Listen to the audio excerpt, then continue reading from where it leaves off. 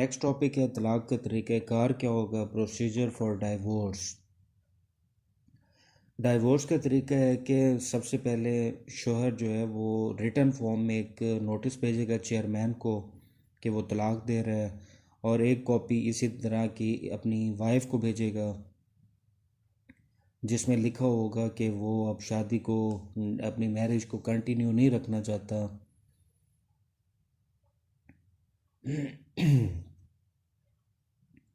जब chairman union council को ये नोटिस जाएगा तो वो दोनों पार्टीज़ को बुलाएगा। चेयरमैन खुद बैठेगा जिसमें दो लोग और भी होंगे, एक शोहर की तरफ से, एक बीवी की तरफ से, जो उनकी रिकन्सिलिएशन कराने की कोशिश करेंगे, यानी इनकी मफाहमत कराने की कोशिश करेंगे। मफाहमत नहीं होती तो फिर 90 दिन के अंदर अंदर शादी, यानी मैरिज जो है वो डिज़ोल्व समझी जाएगी, तलाक हो जाएगी। दोबारा सुन लें, नोटिस करेगा चेयरमैन को, फिर वाइफ को, और ये नोटिस रिटन फॉर्म में होगा जिसमें लिखा होगा वो तलाक देना चाहता है। रिकन्सिलिएशन के लिए बुला लेगा चेयरमैन यूनियन कौंसिल दोनों पार्टीज़ को, इनके एक एक दोनों मसालियतें बंदों को, और ख़ुद उसमें चेयरमैन बनेगा, उनकी मसालियत कराने की कोशिश करेगा। अगर नहीं होती तो 90 दिन बाद ये डिज़ोल्व हो जाएगी। अगर प्रेग्नेंट वुमेन को डाइवोर्स करना है तो डिलीवरी ऑफ चाइल्ड के बाद ही वो हो सकेगी, उससे पहले नहीं।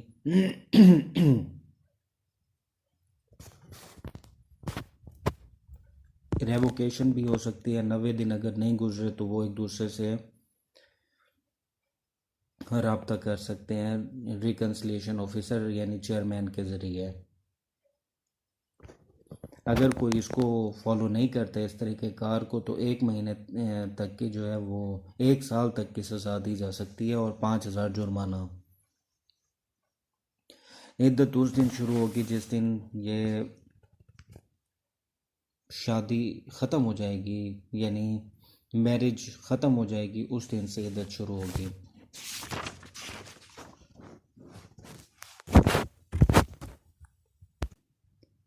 नेक्स्ट टॉपिक है salient features of the Muslim family law ordinance 1961। इसके सेलिएंट फीचर्स क्या हैं, इसके आने से फैमिली लॉ कितना बेहतर हुआ है, चेंजेस क्या क्या आई हैं वो हमने देखनी है।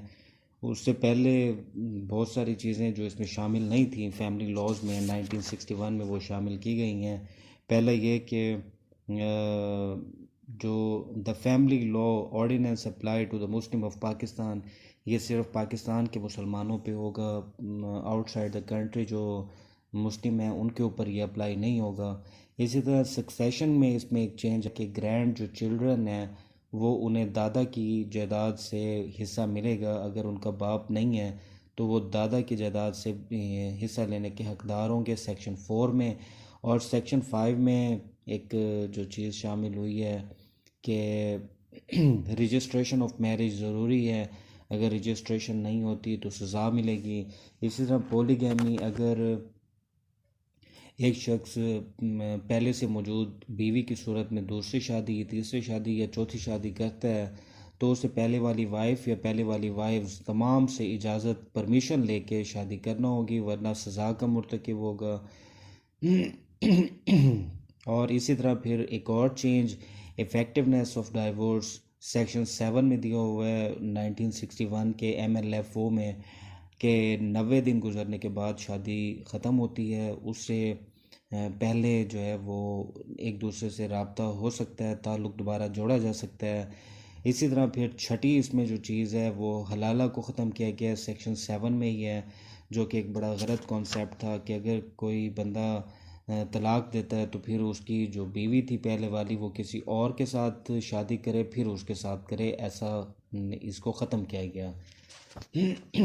आर्बिट्रेशन काउंसिल क्या है इसके हवाले से है next topic. Arbitration council mean a body consisting of the chairman and representative of the each parties. ये भी हमने पढ़ा, जो कि मसालियत का काम कराता है, जिसमें दोनों तरफ के रिप्रेजेंटेटिव भी शामिल होते हैं, चेयरमैन भी शामिल होते हैं और दोनों मियाँ बीवी शामिल होते हैं। इस मसालियती कौंसिल के क्या क्या काम हैं। दूसरी शादी के सूरत में ये अपना किरदार अदा करती है, डाइवोर्स के नोटिस के हवाले से, और बीवी अगर एप्लीकेशन देना चाहे नान नफ़का की तो वो भी इधर ही देगी।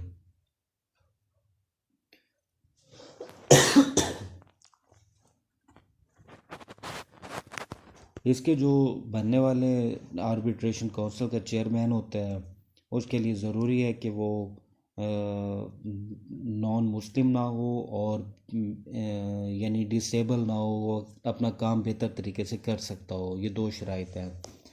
आर्बिट्रेशन काउंसिल के काम कौन से होते हैं? परमिशन ऑफ मैरिज, शादी की इजाज़त देना, रिकन्सिलिएशन, मियाँ बीवी के दरमियान मुसालियत कराना, और उनके दरमियान जो डिस्प्यूट है मेंटेनेंस का, नान नफ़के का, उसको डील करना और पार्टीज़ को नोटिस करना।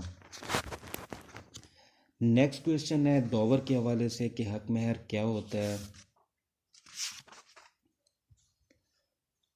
हक महर होता है बीवी को उसकी रिस्पेक्ट की एवज़ दिया जाता है। It is an obligation impose by law on the husband as a mark of respect for the wife.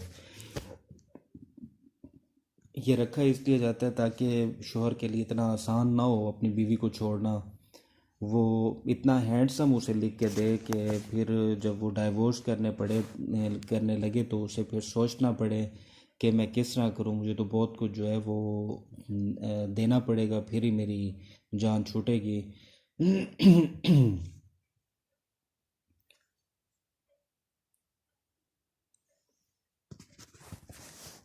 डॉवर में क्या क्या दिया जा सकता है? रकम दी जा सकती है, रकम दी जा सकती है। कोई ऐसी चीज़ जिसकी कोई वैल्यू हो जैसे प्रॉपर्टी वगैरह, और प्रॉपर्टी उस तरह की हो जो मौजूद भी हो। ऐसे ना हो कि मैं एक प्लॉट ख़रीदूँगा वो आपके नाम करूँगा, ऐसे नहीं होगा। डॉवर की अमाउंट कितनी होगी? मैक्सिमम का कोई तयन नहीं है, लेकिन मिनिमम का तयन होता है कि उससे कम ना हो। वो वक्त के साथ साथ जो भी उलमा तय करेंगे उसी के मुताबिक होंगे, ख़ानदान को देखते हुए, इलाके को देखते हुए। और वो कम से कम इतनी होनी चाहिए कि आसानी के साथ वो तलाक ना दे सकें। काइंड ऑफ डॉवर, स्पेसिफाइड डॉवर जो कि तय कर ली जाती है at the time of marriage, इसे कहते हैं महार मुसम्मा। ये उसी वक्त अदा भी कर दी जाती है। दूसरी किस्म है स्पेसिफाइड डॉवर की। दो किस्में हैं, एक को कहते हैं प्रॉम्प्ट डॉवर और दूसरे को डेफर्ड डॉवर। प्रॉम्प्ट डॉवर होती है जो पेएबल ऑन डिमांड होती है, और डेफर्ड डॉवर होती है जो कि उस वक्त दी जाती है जब मैरिज डिज़ोल्व होती है, यानी डेथ के टाइम और डाइवोर्स के टाइम दी जाती है। इसका मकसद यही होता है ताकि उनका जो ताल्लुक़ है वो ख़त्म ना हो। अनस्पेसिफाइड डॉवर वो होती है जो कि तय न की गई हो at the time of marriage, फिर वो बाद में तय कर ली जाए। इस तरह की जो डॉवर है वो अनस्पेसिफाइड कहलाएगी। Remission of dower, a wife में remit the dower of any part thereof. एक बीवी जो है उसके पास ये राइट है, वो चाहे तो अपने शोहर को सारी छोड़ दे डॉवर, या उसका कुछ हिस्सा छोड़ दे। अगर कोई शख्स अपनी बीवी को हक महर अदा नहीं करता तो उसके पास क्या क्या सूरत है? पहला तो होता है प्रॉम्प्ट डॉवर। प्रॉम्प्ट डॉवर में यानी उसने डिमांड की, तो वो अगर अदा नहीं करता तो वो उसके साथ इनकार कर दे, मैंने इसके साथ नहीं रहना। फिर वो दावा कर देगा, अदालत चला जाएगा, जी ये मेरे साथ नहीं रहना चाहती, कंजुगल राइट्स का दावा करेगा। तो इसके पास एक बेहतरीन डिफेंस होगा, क्योंकि ये मुझे मेरी डॉवर अदा नहीं कर रहा तो मैं इसके साथ नहीं रहना चाहती। 3 साल के अंदर अंदर उसे ये अदा करनी होगी। अगर वो 3 साल मांगने के बाद भी नहीं देता तो बीवी के पास ये हक होगा वो अपनी मैरिज को डिज़ोल्व करवा ले अदालत के ज़रिए। दूसरा होता है कि डेफर डॉवर। डेफर डॉवर वो होती है जो इस सूरत में अदा की जाती है जब डेथ होती है या जो है वो डाइवोर्स होती है। ये भी 3 साल के अंदर अंदर अदा करनी होती है, वरना अदरवाइज़ पनिशमेंट का सामना करना पड़ेगा। और अगर एक शोहर फौत हो जाता है, उसके जो लीगल ईयर्स पीछे बचेंगे वो फिर उसको अदा करेंगे, उस खातून को जिसकी बनती है वो अपने अपने हिस्से में से उतनी उतनी जितनी उनका हिस्सा होगा उस लिहाज से अदा कर देंगे।